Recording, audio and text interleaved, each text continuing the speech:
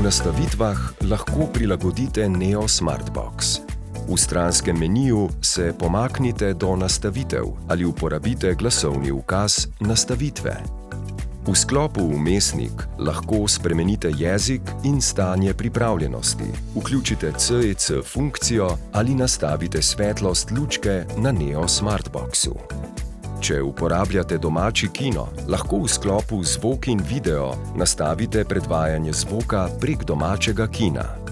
V tem sklopu lahko spremenite tudi kakovost predvajanega videa. Na voljo je predvajanje v SD, HD in UHD kakovosti.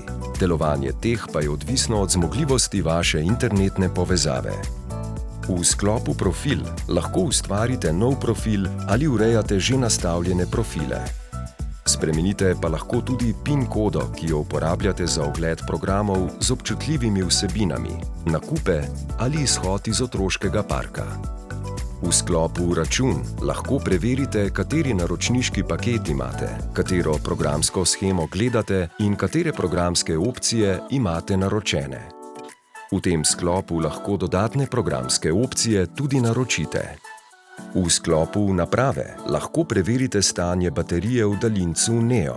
Če imate težave z daljincem ali ste prejeli novega, lahko tukaj stari daljinec odstranite in Neo seznanite z novim daljincem.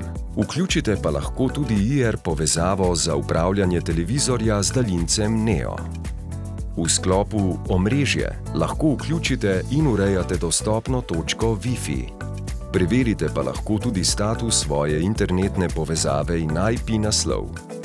Sklop Vizitka ponuja informacije o sistemu, programski različici in mnoge druge. Neo pa lahko tukaj zaženete znova ali ga povrnete na tovarniške nastavitve. Zdaj lahko Neo nastavite po svoje.